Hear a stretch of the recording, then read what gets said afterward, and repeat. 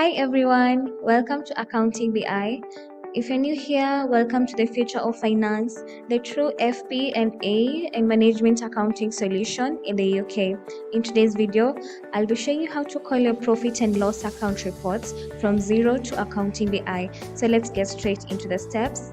You're going to start by logging into your account, either signing in with Xero or signing in using your Accountingbi credentials.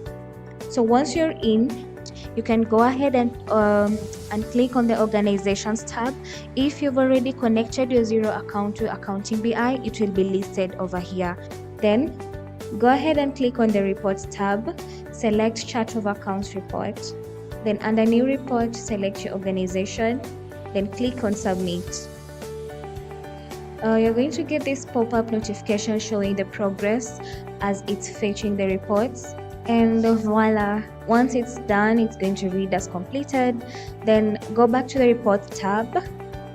Now we're going to fetch the profit and loss. So under new report, select your organization, profit and loss account report. Filling in the time frame, you're going to select the period, say from February to March. So you're going to make sure that the final date that you're going to generate the report for is ending in 31 days. Then select the period, then the time frame, which I'll be going for the month. Then for the standard layout, please note that if you have a US organization, your standard layout option is going to be no. Then click on Submit. The pop-up is going to show. Then once it's done, it's going to read as completed.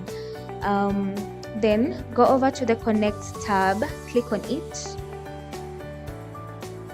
Then you're going to see this bearer token, which you're going to copy as you're going to be using it to paste it so as to generate your reports on the Excel template.